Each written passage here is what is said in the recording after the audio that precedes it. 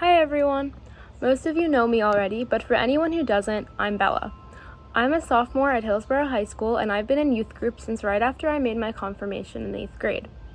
I joined because I had heard a lot about it all throughout my 8th grade year, and it seemed really interesting to me, and I wanted to give it a try. And I wound up loving it, and I have been here ever since. The line of the prayer that I'm going to talk about is, I give my heart to you, soften my heart and help me learn to forgive.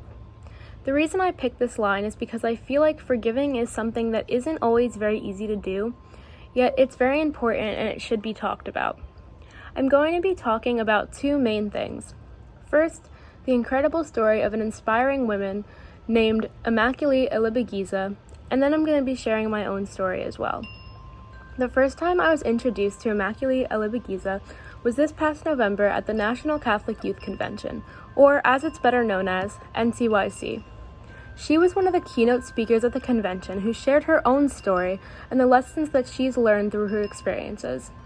When she spoke at NCYC, she told us the story of how she survived the Rawandan genocide in 1994 when she was 22. Immaculee told us that she had survived by staying hidden in a small bathroom that was roughly 3 by 4 feet with 7 other women packed inside for a total of 91 days, or roughly 3 months. The bathroom was hidden in a room behind a dresser in the home of a Hutu pastor who risked his life to protect them from the Hutu extremists. Several times, the house was rampaged by the extremists, searching for stowaways, but by the grace of God, they did not find those 8 women. Immaculee was the only survivor out of her entire family, aside from a brother of hers who didn't live in Rwanda.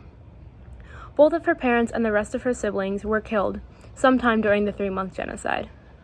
Since her experience in 1994, she has written and published 2 books about the tragedies she endured, which detail the horrific events and all of her personal perspective, along with her journey to forgiveness and compassion towards her family's killers. For a long time, she heavily questioned her faith in God. When she was finally able to leave the bathroom 91 days later, she saw the streets completely filled with hundreds and hundreds of dead bodies. It was a horrific situation. But she soon came to the realization that the hatred and malice towards her race that led the extremists to start the genocide in the first place was the same hatred and malice that she was feeling towards them. She felt as though she was stooping to their level, so she ultimately chose to let go of all of that hatred and forgive them. When she spoke about forgiving her family's killers after she was left orphaned and without her siblings after this horrible genocide, I was in shock. I couldn't possibly understand how she could come to forgive these people for the deliberate torturing and killings of her and her family and over 1 million other Rwandan citizens. These people were evil and cruel. How could she even begin to forgive them for what they did? 2 things that she said in her speech at NCYC were as follows. 1. You can't change other people, but you do have the power to change and better yourself. And 2.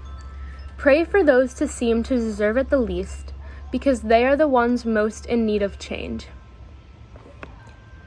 Instead of choosing to participate in the anger and hatred against the murderers that many of the survivors had felt, she chose to let her hateful feelings go to better herself as a person, since she knew that no matter how much she chose to hate these people, they would never be able to change what had already happened. She also took pity by praying for them even though they may not have deserved it, because she felt bad for them that they had been raised to believe in such hateful and cruel behaviors. She hoped that by praying for them, they would learn to change their ways. Immaculee's story really influenced me because I was so taken aback by how selfless she was and how she was able to put her hatred aside and pray for these heartless people, and was able to forgive them even after everything they put her through. I can say without a doubt that I don't think I would have been able to do that.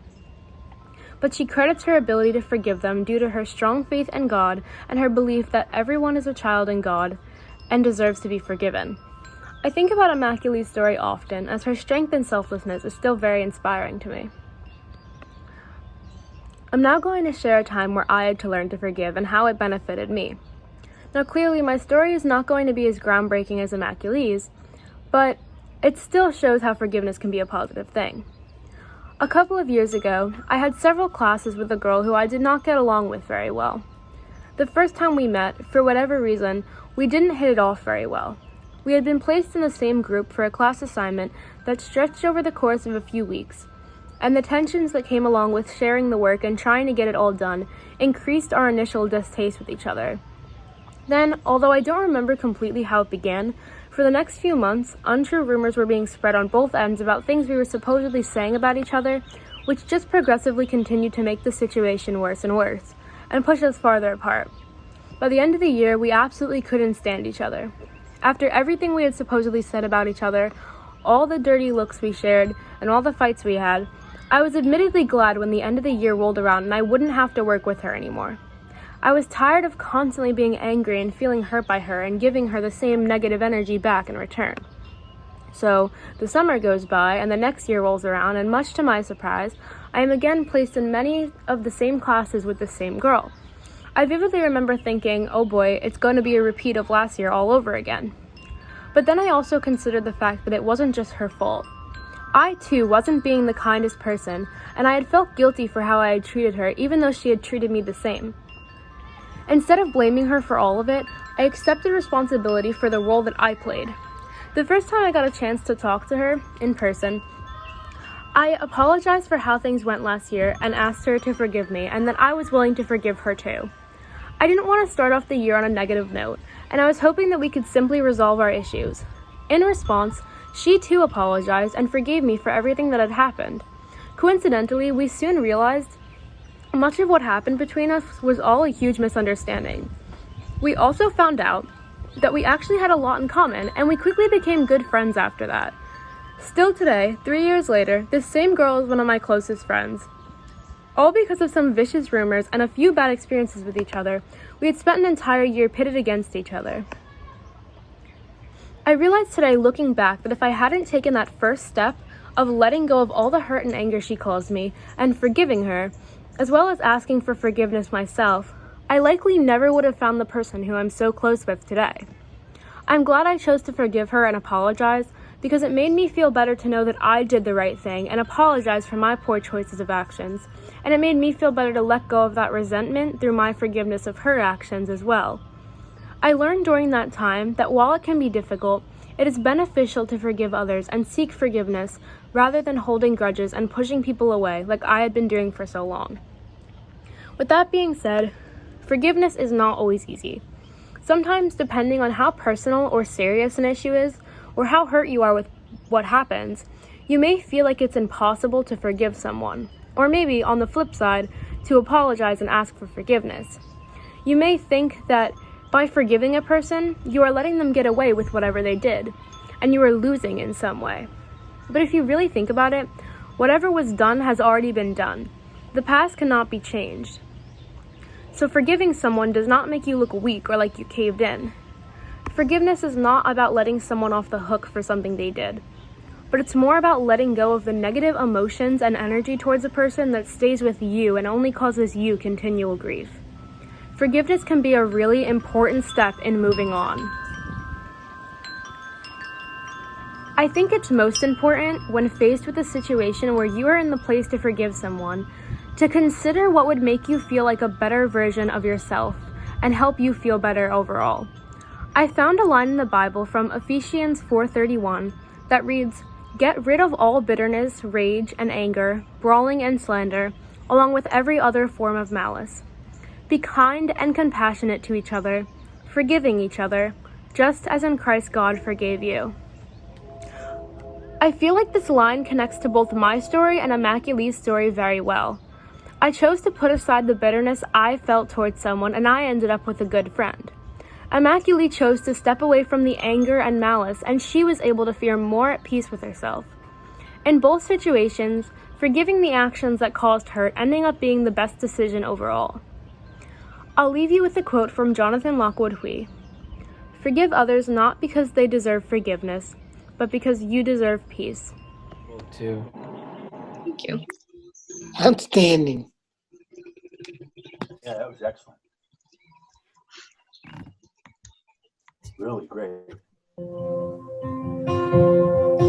When it's only you're not good enough, when it's only you're not right, when it's only you're not strong enough to put up a good fight. When it's only you're not worth, when it's only you're not loved, when it's only you're not beautiful, to never be enough. Fear, he is a liar. He will take your breath, stop you in your steps. Fear, he is a liar. He will rob your rest, steal your happiness, cast your fear in the fire. 'Cause fear, he is a liar.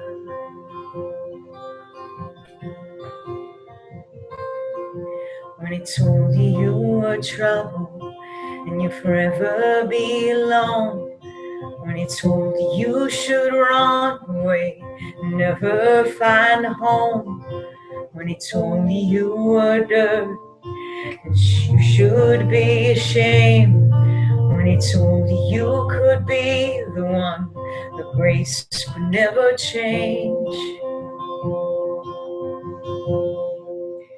Fear, he is a liar.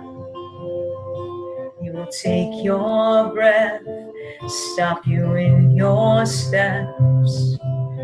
Fear, he is a liar. He will rob your rest, steal your happiness, cast your fear in the fire. 'Cause fear, he is a liar. Cast your fear in the fire. 'Cause fear, he is a liar.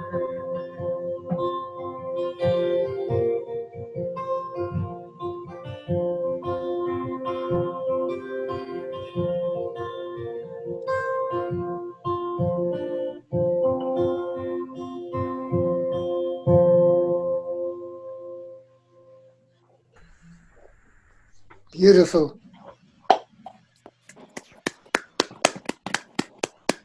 Thank you, Rea. Really, really I haven't, beautiful. I haven't heard that song in such a long time.